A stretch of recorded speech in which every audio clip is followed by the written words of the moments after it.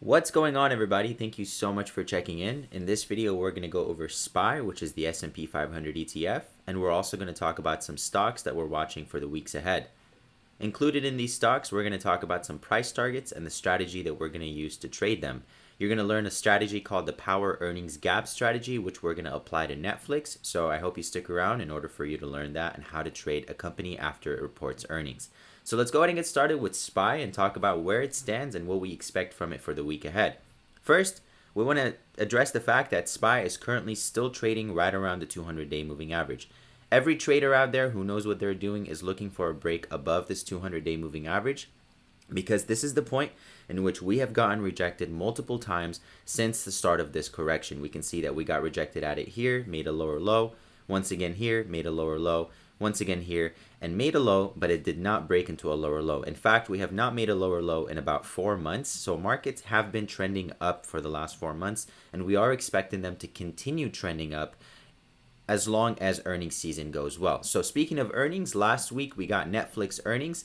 Right after Netflix earnings, we can see that the market kind of started rallying once again. So leading up to Netflix earnings, we sold off, and then after Netflix earnings on Friday, we started rallying back up, which was expected because when we addressed SPY's analysis last week, we talked about the 386 support. So SPY consolidated between 374.65 and 388 for about 2 to 3 weeks here between December and January. And then we saw it come down to 386 and bounce, which means 386 is the critical support that it needs to hold in order to avoid selling off. If you are bullish on the market, you need it to hold above that point. If you are bearish, then you're going to look for a break below it for us to sell off to 380 and 374.65. But we are focused on the upside because we are trading above it. Therefore, our focus this week is going to be a breakout above 423 cents, which was the highest point we've reached in recent trading history. So if we are able to break above $400.23 on SPY, then we can see a rally towards 403.70 and then a rally towards 410 if we successfully move above this point. Keep in mind that 410 was a spot in which we got rejected at very strongly back in December, and we sold off for multiple days after.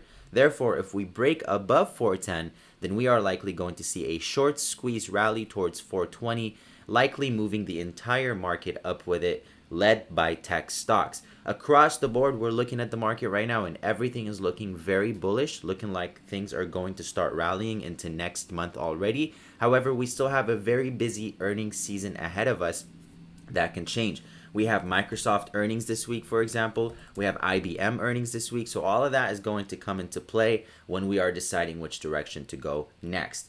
So before jumping into which stocks that we're watching for the weeks ahead and giving you some price targets, let's talk about some important reports that we're expecting this week. First, we're expecting the Purchasing Manager Index report, which updates us on economic activity. A reading above 50 shows economic expansion. A reading below 50 shows economic contraction. We have been contracting for the last few months, so this month we're expecting to see some expansion because we're coming out of a holiday season. So we'll look out for that report on Tuesday, and it may impact the market and the direction for that day. The next significant report we're going to be getting is the PCE report, which is the Personal Consumption Expenditures. This will update us on inflation. We already got the CPI report, which showed that inflation is cooling. So the PCE report will act as a reinforcer to that report if it also shows that inflation is cooling from the personal consumption side. Finally, last but not least, we're expecting the GDP report update for fourth quarter. Third quarter GDP showed economic expansion. Second quarter of 2022 showed contraction. So if we get another report showing expansion, it might be very good news if we combine that with an inflation report that's cooling. After all, we want to see our economy expanding while inflation is coming down because it shows that we're following a healthy trend to recovery. So let's dive into it, the moment we've all been waiting for. Let's talk about the stocks that we're watching for the week ahead. We're going to start off with Netflix that just experienced something called a power earnings gap up. Power earnings gap ups are one of the best strategies to trade if you are looking to trade earnings.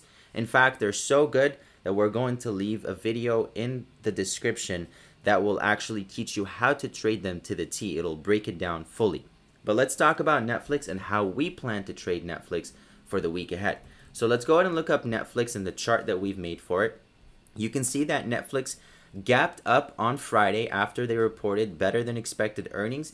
Their earnings did not beat on their earnings per share, but they did come in line with revenue, and they surpassed expectations for net subscriber growth globally, which is good news for a company that's really relying on subscribers.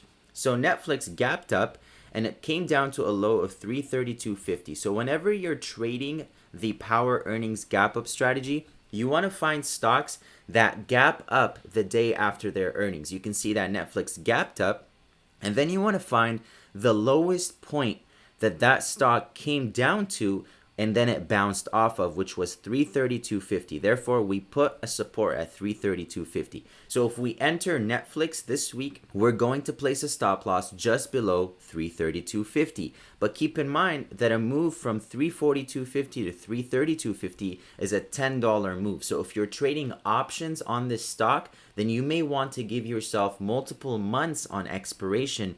That way you don't lose too much of your profits if Netflix needs to come down and retest that point before bouncing back up. So make sure you're giving yourself enough time on expiration when you're trading a power earnings gap up.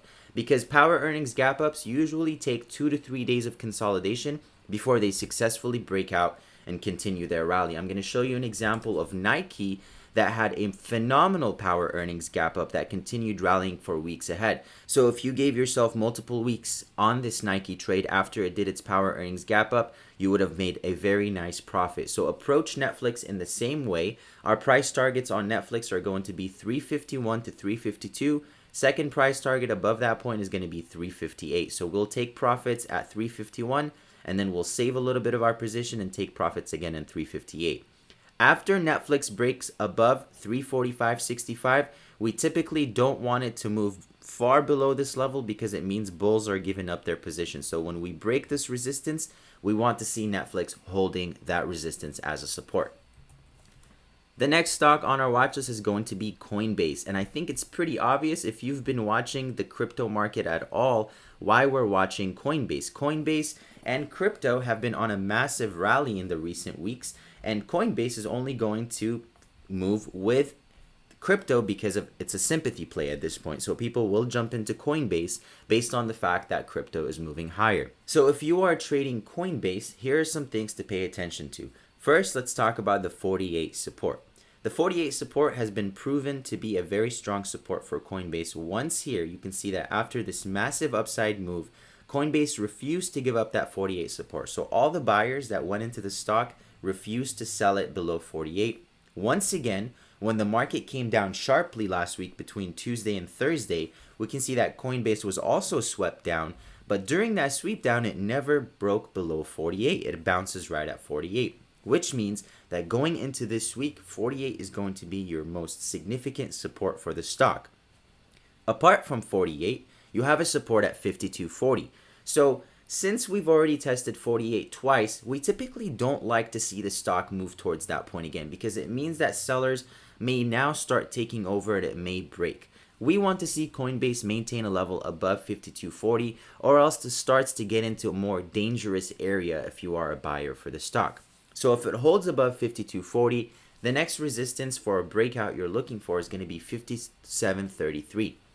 Coinbase had a high of 57.33 on January 18th, which was the point it got rejected at and started moving down, which means that's the point we want to see a breakout above in order for the stock to move to our price targets of 61 and 63.40. Now, notice that we also have further supports to the bottom side. That's because as day traders and as swing traders, we have to be open to all possibilities. If Coinbase happens to lose the $48 support, that means we will switch stance and we will take a put position or a short position down to our next support of 45.40 rather than a long position above 48 to 57.33. The next stock on our watch list is going to be an oil stock. So oil stocks in general are looking very, very attractive in the recent weeks, and they are looking like they're ready to make a new high for the year ahead. So keep in mind, during 2022, energy and oil were the best performing stocks. They beat all other sectors, and they're likely going to do the same again this year because global factors are still the same. There's still the war in Ukraine. There's still a high demand for gas and oil after the COVID-19 pandemic opening in China and in the United States. oil companies are still going to benefit from the geopolitical events that are happening right now. So all of oil is on watch, but we especially like this one, which is COP, ConocoPhillips, and we are looking for a breakout above 123.75 on this one for a price target of 126 to 126.35. We want the stock to hold above its 118.90 support in order to avoid selling off towards 116 to 117. The next stock on our watch list is going to be a safer stock and a slower moving stock than average. This is not a company that you hear about often, but they are a very, very strong company when we're looking at their fundamentals, and we do like them for the year ahead. We can see that the company is showing a very nice sign of bottoming out. They made a higher high recently, and they broke above their $80 resistance, which is a very strong resistance that they need to hold above in order for them to continue a rally. So if you are looking to trade CBRE, this is one that we would approach with shares because their options have low volume. So if we're looking to trade CBRE, we're looking for a breakout above 86.55 in order for it to move to these price targets, 88 and 89 to $90. If it breaks back below 80, that's going to be our stop loss. 82.20 is preferred to be held. However, we're going to place our stop loss just below 80 on this one because we want to give it a little more breathing room. Finally, last but not least, the last stock on our watch list is going to be Roblox. Roblox is a company that we've been watching for weeks now, and on January 17th, the company had a phenomenal upside move. However, it happened to be right around the time in which the entire market started pulling back. So Roblox and its buyers did not get to enjoy the further upside move that it deserved. It pulled back, but on that pullback, the stock bounced right around 32.70, which means that if you enter a position on Roblox, you want the stock to maintain the 32.70 support, or else we would need to place a stop loss just below that level.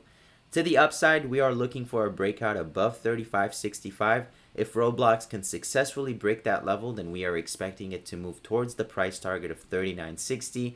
We will take some profits around 39.60. By that time, we would have raised our stop loss from 32.70 to 35.65, and then our second price target to take profits at would be right around 41. So I hope you guys enjoyed this video. Please don't forget, we did leave a link in our description for the power earnings gap up strategy. It is a phenomenal video. We suggest you watch it. Please don't forget to subscribe and give us a thumbs up. Thank you so much.